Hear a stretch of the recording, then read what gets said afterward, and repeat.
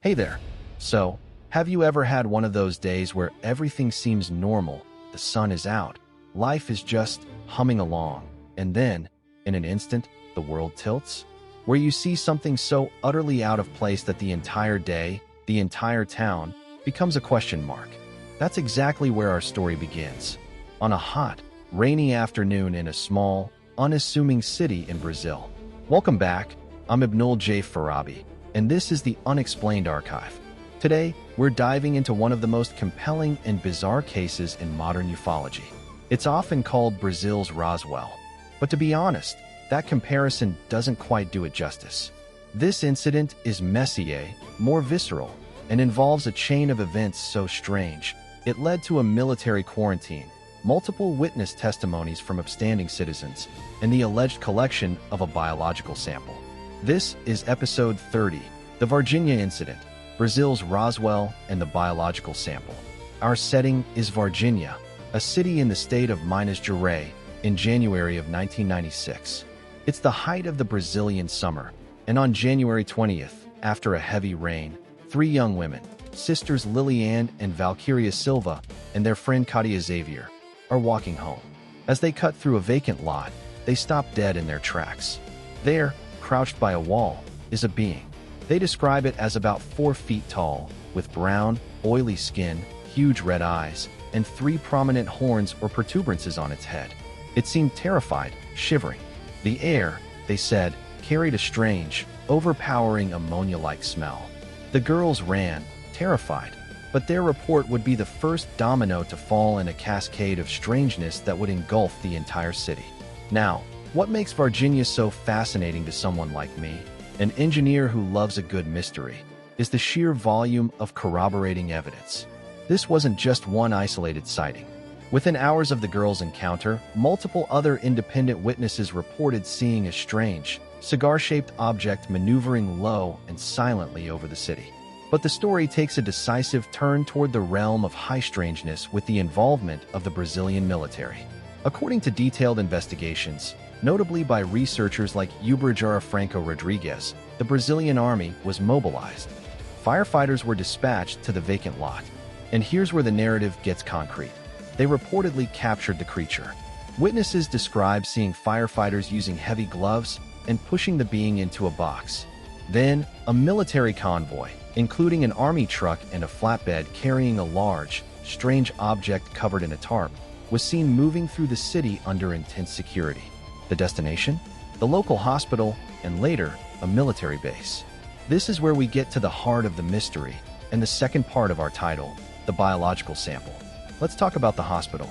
A nurse, under the promise of anonymity, came forward with a chilling account. She reported that a creature, matching the girl's description, was brought into the hospital. It was alive, under military guard, and placed in an isolation room. She described its large, hypnotic eyes.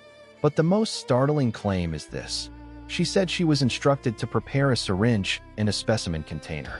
A military doctor then extracted a fluid or tissue sample from the being. This alleged biological sample, this physical evidence, is the holy grail of the Varginha case. Where did it go? What was it?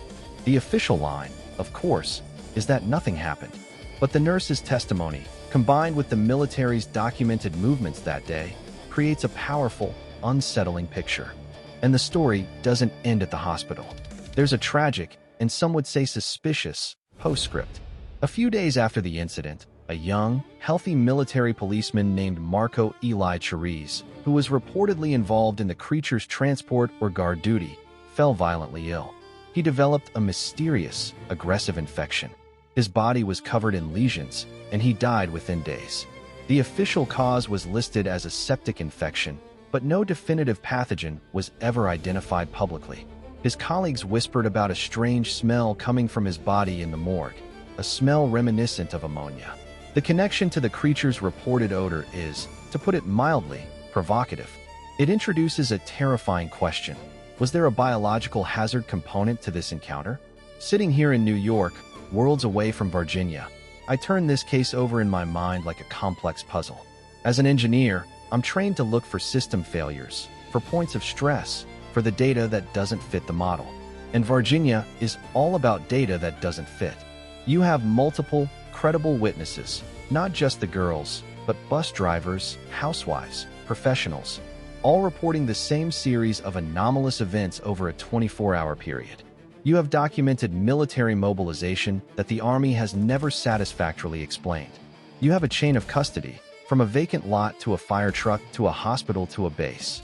And you have a human cost, a life lost under very strange circumstances. The official explanation that the girls saw a homeless man with a mental disability doesn't just fall short.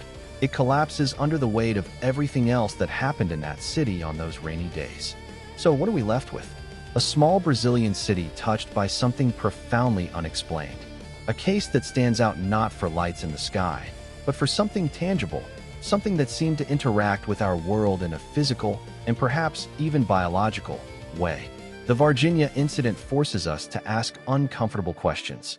If this was a hoax, it was a hoaxy of unimaginable scale and coordination, involving the military, medical personnel, and dozens of citizens. If it was real, then the implications are staggering. The alleged biological sample represents a potential key, a piece of a puzzle that could redefine our understanding of, well, of everything. The archive of the unexplained is vast, but some files are thicker, more detailed, and more haunting than others. Varginha is one of those files. It's a reminder that mystery isn't always in the distant past or in far-flung galaxies. Sometimes, it happens on a rainy afternoon, on a quiet street, in a place where you'd least expect it. It tilts the world, just for a moment, and leaves a question that echoes for decades. Thank you for listening to this journey into the heart of a Brazilian mystery. If these deep dives into the unexplained captivate you, please help others discover the archive. Subscribe to the Unexplained Archive wherever you get your podcasts, and share this episode with a curious friend. For more from me, Ibnul J. Farabi, and the entire team, visit our home at Light Not Studios. https://www.lightnotstudios.com. Until next time, keep wondering.